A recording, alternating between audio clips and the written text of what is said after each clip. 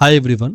आज के polity class में आपका स्वागत है। जैसा कि हमने पिछले लेक्चर में पढ़ा था समानता का अधिकार, और आज हम पढ़ेंगे मौलिक अधिकार स्वतंत्रता का अधिकार के बारे में। इस चैप्टर में हम जानेंगे कि मौलिक अधिकार क्या है, स्वतंत्रता का अधिकार, संविधान संशोधन आयोग इसमें विस्तार क्या क्या किए गए हैं, सर्वोच्च न्यायालय के कौन कौन से ऐतिहासिक फैसले हैं और इस पर प्रतिबंध और आलोचना कौन कौन से हैं, और साथ ही साथ मौलिक अधिकार और निदेशक तत्व के बीच संबंध क्या है, इसे भी जानेंगे। चलिए देखते हैं। सबसे पहले स्वतंत्रता का अधिकार अनुच्छेद 19 से 22 तक दिया गया है हमारे भारतीय संविधान के भाग 3 में। स्वतंत्रता का अर्थ जानते हैं कि इसका अर्थ होता है चिंतन, अभिव्यक्ति, कार्य करने की स्वतंत्रता बिना किसी अन्य स्वतंत्रता को नुकसान पहुंचाए और बिना किसी कानूनी व्यवस्था को ठेस पहुंचाए। अर्थात प्रत्येक व्यक्ति अपनी अपनी स्वतंत्रता का लाभ ले सकता है।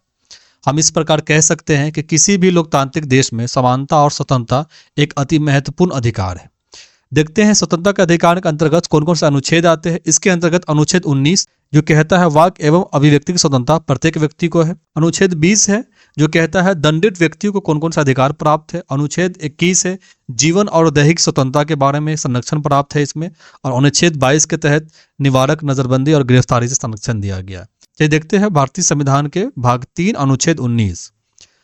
अनुच्छेद 19 में 6 प्रकार के अधिकार की गारंटी दी गई है। पहला है वाक एवं अभिव्यक्ति की स्वतंत्रता। दूसरा है शांतिपूर्वक सम्मेलन का अधिकार, हड़ताल इसमें शामिल नहीं है। तीसरा है यूनियन एवं संघ बनाने का अधिकार। और चौथा है संपूर्ण भारत क्षेत्र में आवागमन अर्थात घूमने फिरने की आज़ादी, जिसमें जनहित और जनजातीय क्षेत्र में विशेष संस्कृति, भाषा और रिवाज को भी संरक्षण दिया गया। अर्थात हम इस पे कह सकते हैं इस पे कुछ प्रतिबंध भी है। चौथा है भारतीय के किसी भी क्षेत्र में बस जाने या निवास करने का अधिकार। और छठा है व्यापार करने और कारोबार करने का अधिकार दिया गया। हालांकि इसमें संपत्ति अर्जित करने और विक्रय करने का अधिकार भी था, लेकिन 1978 में 44वें संविधान संशोधन के तहत इसे समाप्त कर दिया गया। हम देखते हैं कि अनुच्छेद 19 के तहत कुछ प्रतिबंध भी लगाए गए हैं जो उचित और तार्किक प्रतिबंध है। इसका आधार कौन कौन से है, किस आधार पे प्रतिबंध लगाया जाता है अनुच्छेद 19 के अंतर्गत, वो देखते हैं। पहला आधार होता है कि राष्ट्र की संप्रभुता और अखंडता अर्थात राष्ट्र की सुरक्षा का मामला हो। अगला होता है विदेशी राज्यों से मित्रतापूर्ण संबंध, जिस राज्य से दोस्ती संबंध है उस राज्य के खिलाफ किसी भी तरह के हिंसक कार्रवाई न करे। चौथा होता है सार्वजनिक आदेश, लोक व्यवस्था एवं सदाचार के खिलाफ, नैतिकता के खिलाफ, न्यायालयों की अवमानना नहीं कर सकते और व्यक्ति के विरुद्ध कोई मानहानि कोई काम नहीं कर सकते, हिंसा और अपराध में संलिप्त नहीं हो सकते। अर्थात इन आधारों पे अनुच्छेद 19 पे उचित और तार्किक प्रतिबंध लगाते हैं, राज्य या संसद के द्वारा विधि बनाकर लगाया जा सकता है। वही अनुच्छेद 20 के अंतर्गत कहता है कि अपराधियों के लिए कौन कौन से मूल अधिकार है। यह अधिकार किसी भी अभियुक्त या दोष करार व्यक्ति, नागरिक हो या विदेशी, उसके खिलाफ मनमाने और अतिरिक्त दंड से संरक्षण देता है। इसमें 3 व्यवस्था दी गई है कि भूतलक्षी कानून उन अपराधों पर लागू नहीं होगी। दोहरी दंड प्रतिबंध है, अर्थात किसी भी व्यक्ति को एक बार अपराध करने के लिए बार बार दंडित या अभियोजित नहीं किया जा सकता है। तीसरा है किसी व्यक्ति को अपने खिलाफ गवाही देने से बाध्य नहीं कर सकते, अर्थात उसे यह स्वतंत्रता प्राप्त है, वो अपने खिलाफ गवाही देने से स्वतंत्र है। अगला है अनुच्छेद 21। इसके अंतर्गत जीवन और दैहिक स्वतंत्रता का संरक्षण दिया गया है। इसमें उल्लेख है कि किसी भी व्यक्ति जीवन और दैहिक स्वतंत्रता विधि के द्वारा स्थापित प्रक्रिया से ही वंचित किया जा सकता है। अर्थात संसद अगर कोई कानून बनाती है तो उसके जरिए ही किसी व्यक्ति की जीवन का अधिकार या दैहिक स्वतंत्रता का अधिकार को प्रतिबंधित किया जा सकता है, अन्यथा नहीं। यह अधिकार सभी को प्राप्त है, नागरिक हो या गैर नागरिक, सभी को प्राप्त है। उच्चतम न्यायालय ने विभिन्न मामलों में जीवन के अधिकार का व्याख्या करके विस्तार कर दिया है। पहला मामला हम देखते हैं, गोपालनवाद 1950 का मामला है। इस मामले में सर्वोच्च न्यायालय ने अनुच्छेद 21 की संकीर्ण व्याख्या की। कहा कि जीवन के अधिकार का अभिप्राय है शारीरिक अंगों का रक्षा करना, व्यक्ति के शरीर पर बाहरी हमलों का अभाव और व्यक्ति का शारीरिक अंगों पर हमलों से बचाव भी। वही पर्सनल लिबर्टी, दैहिक स्वतंत्रता के बारे में कहा कि स्वतंत्रता जो व्यक्ति के निजी जीवन को प्रभावित करे और निजी जीवन से संबंधित हो, अतः किसी व्यक्ति को मनमानी हिरासत में रखने के विरुद्ध स्वतंत्रता प्राप्त। वही विधि के द्वारा स्थापित प्रक्रिया को कहा कि उच्चतम न्यायालय ने स्पष्ट कह दिया कि विधि बनाने का अधिकार संसद को है और संसद किसी भी व्यक्ति को, इस बात को याद रखेंगे, संसद किसी भी व्यक्ति के जीवन और दैहिक स्वतंत्रता को विधि बनाकर समाप्त कर सकती। यह व्याख्या किया गया गोपालनवाद में, जो बहुत ही संकीर्ण व्याख्या है। अगला कहा और उच्चतम न्यायालय ने स्पष्ट कर दिया कि विधि के अभाव में किसी भी व्यक्ति को जीवन और दैहिक स्वतंत्रता से वंचित नहीं किया जाएगा। अर्थात अगर विधि नहीं है, संसद के द्वारा प्राप्त नहीं है, तो मनमाने मर्जी से नहीं किया जा सकता है। विधि के द्वारा ही किसी व्यक्ति को जीवन को अधिकार को छीना जा सकता है। इस मामले में उच्चतम न्यायालय ने संसद का अधिकार का समर्थन किया और अनुच्छेद 19 और 21 दोनों को पृथक माना और कहा कि संसद की प्राथमिकताओं को स्वीकार करते हुए कहा कि संसदीय विधि से जीवन और दैहिक स्वतंत्रता को समाप्त किया जा सकता है। हालांकि यह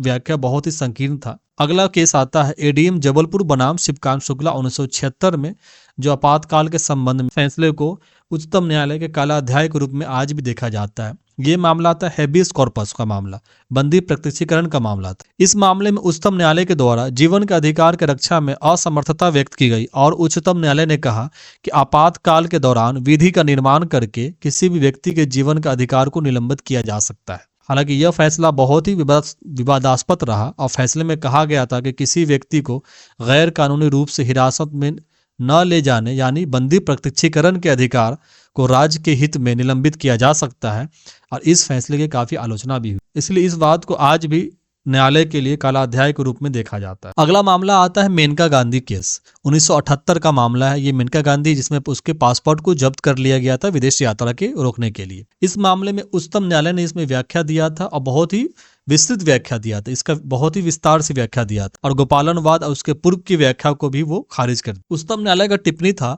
कि जीवन का अधिकार पशु के समान जीवन का अधिकार नहीं है, बल्कि जीवन का अधिकार गरिमापूर्ण जीवन का अधिकार है। साथ ही अनुच्छेद 21 और अनुच्छेद 19 दोनों को एक दूसरे को पूरक माना, अर्थात अनुच्छेद 21 जीवन के अधिकार और अनुच्छेद 19 में सभी अधिकार को शामिल कर दिया।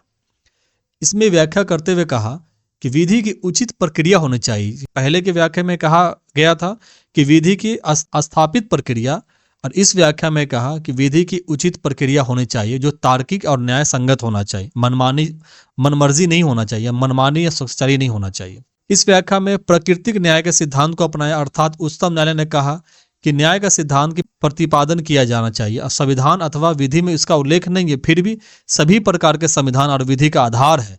इसका अभिप्राय है कि किसी व्यक्ति को सुनवाई के बिना, उसके पक्ष सुने बिना किसी को दंडित नहीं किया जा सकता है। दूसरा है दंड की मात्रा उतना ही हो जितना वो अपराध किया है, उससे ज्यादा नहीं होना चाहिए। तीसरा है किसी मामले में व्यक्ति के स्वयं न्यायाधीश नहीं बन सकता, अर्थात दंड देने के लिए एक उचित और संवैधानिक प्राधिकरण होना चाहिए, न कि व्यक्ति के द्वारा दंड दिया जाए। फिर कहा कि विदेश यात्रा, इस मामले में उच्चतम न्यायालय ने दैहिक स्वतंत्रता को विदेश यात्रा का अधिकार भी शामिल कर दिया। इस प्रकार जीवन के अधिकार को विस्तार कर दिया गया और बाद में अनेक निर्णयों के जरिए जीवन के अधिकार को निम्नलिखित भी समावेश किया गया, निम्नलिखित विस्तार किया गया, जो इस प्रकार हम देख सकते हैं। पहला है त्वरित सुनवाई का अधिकार, स्पीडी ट्रायल का अधिकार है, एकांत कारावास के विरुद्ध अधिकार है, आजीविका का अधिकार को भी जीवन का अधिकार माना, न्यूनतम और मूलभूत स्वास्थ्य सुविधा का अधिकार को भी जीवन के अधिकार से जोड़ दिया उच्चतम न्यायालय, स्वच्छ पर्यावरण का अधिकार को भी जीवन के अधिकार से जोड़ा गया और निजता का अधिकार, भूल जाने का अधिकार, जैसा कि पुट्टा स्वामीवाद 2017 में फैसला में कहा गया था, निजता का अधिकार भी जीवन का अधिकार है। वही कार्यस्थल पर महिलाओं को यौन के मौलिक अधिकारों का उल्लंघन भी जीवन के अधिकार के उल्लंघन से जोड़ दिया, जिसका फैसला दिया गया था विशाखावाद 1997 में। 44 वही 86वां संविधान संशोधन के जरिए अनुच्छेद 21A जोड़ा गया, जिसमें कहा गया अनिवार्य प्राथमिक शिक्षा और निःशुल्क शिक्षा जीवन के अधिकार है, जिसे राज्य के द्वारा 6 से 14 वर्ष के बच्चों को अनिवार्य एवं निःशुल्क शिक्षा प्रदान की जाएगी इस अनुच्छेद के जरिए। चलिए अगला देखते हैं अनुच्छेद 22 क्या कहता है। निवारक निरोध, निवारक नजरबंदी और गिरफ्तारी से संरक्षण। यह कहता है किसी व्यक्ति को मनमानी हिरासत में लेने और बंदी बनाए जाने के विरुद्ध अधिकार दिया गया है और व्यक्ति का अधिकार क्षेत्र निम्नलिखित है। अगर किसी व्यक्ति को गिरफ्तार किया जाता है तो उसे आधार जानने का अधिकार होगा, किस आधार पर उसे गिरफ्तार किया जा रहा है।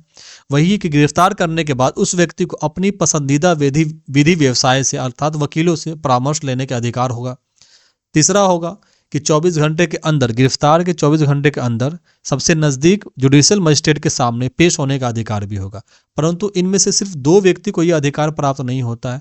पहला होता है विदेशी शत्रु को और दूसरा होता है जिसे निवारक नजरबंद के जरिए गिरफ्तार किया गया। इन 2 व्यक्तियों को अनुच्छेद 22 का अधिकार नहीं प्राप्त होता है, बाकी सभी को प्राप्त। निवारक निरोध होता क्या है, इसे जानते हैं। यह किसी व्यक्ति को न्यायालय के द्वारा बिना किसी सुनवाई और दोषित की हिरासत में लेना। इसका उद्देश्य किसी व्यक्ति को पिछले अपराध की दंडित करना नहीं होता है, बल्कि उसे भविष्य में कोई अपराध करने से रोकना होता है।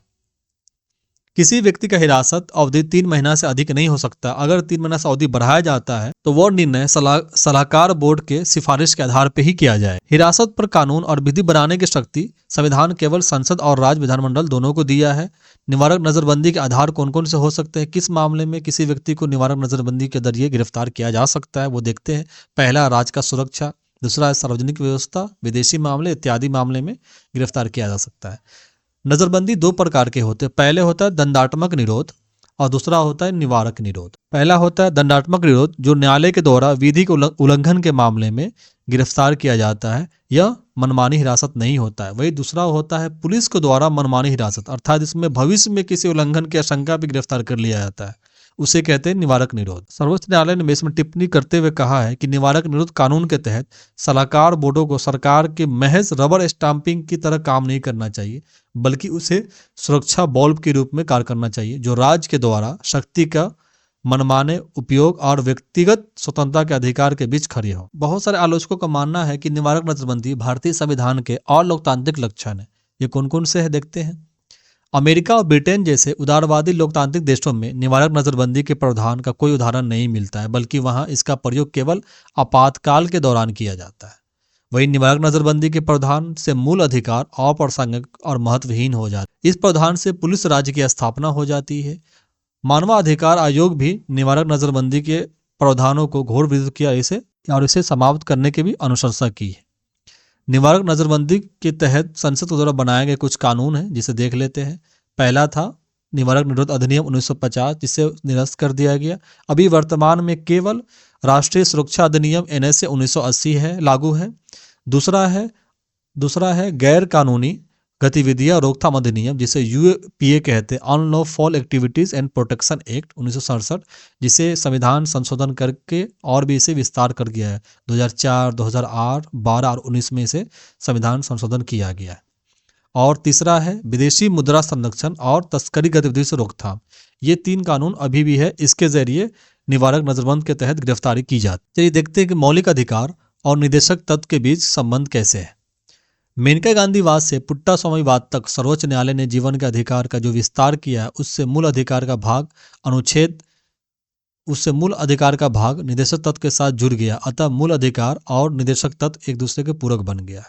निष्कर्ष में हम कह सकते हैं कि परंपरागत रूप से सर्वोच्च न्यायालय को विवाद निवारक तंत्र के रूप में देखा गया, जबकि वर्तमान में न्यायालय न्याय प्रदान करने की भूमिका में नजर आती है। और सर्वोच्च न्यायालय इस भूमिका के कारण न केवल मूल अधिकार की रक्षा संभव हो पाई है, बल्कि उसे अत्यंत जीवंत और गतिशील भी बना दिया है। दोस्तों, अगर ये वीडियो आपको पसंद आया है तो इसे लाइक करें और अपने दोस्तों को भी शेयर करें।